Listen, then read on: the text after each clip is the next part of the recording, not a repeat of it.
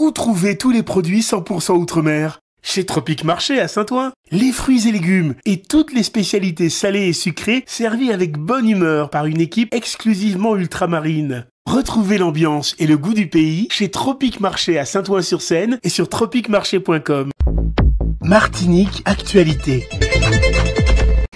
4e mois de mobilisation des employés de Délices et Friandises, ex-Friandises des Îles, et aucune avancée. Stéphane Passavant, propriétaire de cette boulangerie de Schellcher, serait actuellement à Saint-Martin. Les salariés ont pu, avec beaucoup de difficultés, entrer en contact téléphonique avec lui, mais il leur a affirmé qu'il ne pouvait pas venir sur place et n'a répondu à aucune de leurs questions. 2 personnes viennent quotidiennement récupérer les caisses sans qu'on sache si elles le font ou non pour le compte du gérant. Après 3 mois complets sans salaire, les employés ont saisi le tribunal mixte de commerce de Fort-de-France en référé urgence. Tout en se mobilisant sur leur lieu de travail, ils continuent à mener une activité minimale par conscience professionnelle, pour l'amour du métier, mais aussi et surtout pour leurs clients, nos petits papis et nos petites mamies qui nous soutiennent, disent-ils. Alors, afin de pouvoir joindre les deux bouts, ils organisent pour leur compte des ventes de produits confectionnés par leurs soins. Celle des Acras du Vendredi Saint a d'ailleurs obtenu un franc succès. Il faut dire que ce commerce de proximité est le seul du secteur où les clients se rendent quotidiennement. C'est réellement un lieu créateur de liens sociaux. La vingtaine de salariés, dont certains travaillent pour l'entreprise depuis plus d'une décennie, veut rester positive. Mais malgré leur détermination, et même s'ils viennent tous les jours pour continuer à faire fonctionner la boulangerie, la situation devient chaque jour plus difficile pour les employés. Les matières premières deviennent rares et les fournisseurs ne sont pas payés. Face à la passivité de leur employeur, les salariés, soutenus par la CSTM, mènent une mobilisation active.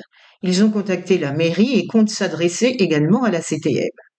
Ils affirment que ce commerce est largement bénéficiaire et font remarquer aux responsables institutionnels que sa situation actuelle pose un problème tant social qu'économique. Ils se disent décidés à frapper à toutes les portes et lancent un appel aux investisseurs potentiels. Cette boulangerie est une véritable mine d'or, vous ne perdrez pas votre argent si vous la rachetez, affirme-t-il. Une affaire à suivre. Le secteur du BTP, bâtiments et travaux publics en Martinique, traverse une crise historique. Les professionnels dénoncent des retards de paiement, une baisse des investissements publics et une concurrence accrue. Ils appellent les autorités à prendre des mesures urgentes pour relancer l'activité et préserver les emplois. Les plages martiniquaises sont une nouvelle fois submergées par les algues sargasses depuis le début du mois d'avril.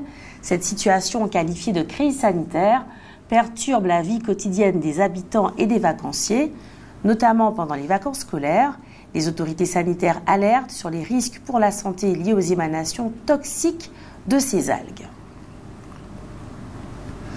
Serge Letchimy, le président du conseil exécutif de la collectivité territoriale de Martinique, a effectué une visite de chantier au conservatoire de musique, de danse, d'art vivant et de théâtre, aujourd'hui, mercredi 23 avril, à 11h, au lycée Schellcher.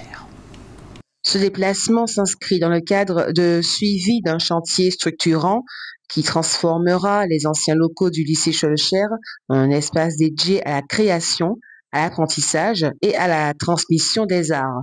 Ce projet vise à renforcer l'offre de formation dans les domaines musicaux et culturels, tout en structurant une filière d'excellence solidement ancrée dans le bassin caribéen.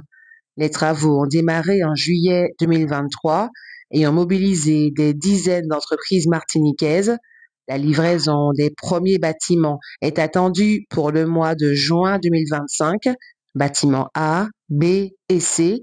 Le coût total de l'opération est estimé à 12,1 millions d'euros, dont 8,5 millions d'euros financés par le FEDER et 3,6 millions d'euros par la collectivité territoriale de Martinique.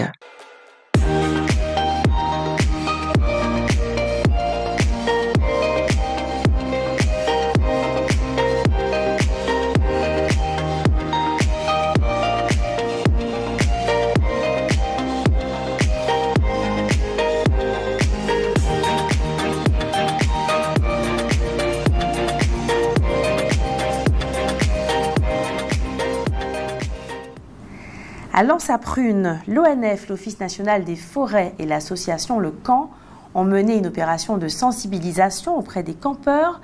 L'objectif était de rappeler les bons gestes à adopter pour préserver l'environnement, prévention des feux, respect de la faune et gestion des déchets. Depuis le 28 mars dernier, vous le savez, les salariés de la compagnie maritime Blue Line ont cessé le travail. Des associations d'usagers ont saisi le tribunal administratif afin d'obtenir la mise en place d'un service minimum, une démarche qui n'a pas abouti. Le tribunal les a déboutés. Ces associations réclament maintenant une copie de la délégation de service public. Cette délégation pourrait, selon elles, avoir prévu le service minimum qu'elles réclament et que la justice leur a donc refusé. Les forces de l'ordre ont constaté 298 infractions sur les routes de Martinique pendant le week-end de Pâques. Les autorités appellent à la vigilance et au respect du code de la route. Le maire de la ville du Lamentin, président de l'opérateur Defia, vous invite à une conférence. Le thème en sera plongé dans l'univers de l'intelligence artificielle générative. Cette conférence sera donnée par le consultant formateur et conférencier Jacques-Henri Joseph, fondateur de Madine IA, le jeudi 24 avril à 18h à la Maison des Projets, place du Calbassier, à proximité du marché couvert. Elle devrait permettre de découvrir, comprendre, expérimenter cette révolution qu'est l'intelligence artificielle générative dans notre quotidien. Cette conférence est ouverte à tous et gratuite. Rosemarie Topin-Pélican signale le Salon du Livre qui va se tenir à la Galéria ce samedi, le 26 avril, toute la journée.